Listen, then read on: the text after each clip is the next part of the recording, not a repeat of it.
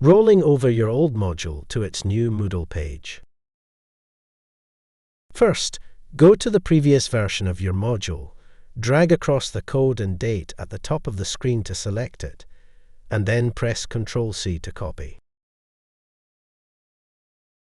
Now go to the new blank version of your module. Click on the More menu and select Course Reuse. Then click on Import. Scroll to the bottom of the Import page, paste the code you copied into the box, and click on Search. Select your previous course when it appears, and then click on Continue. In the Import Settings page, leave the default settings as they are, and click on Jump to Final Step.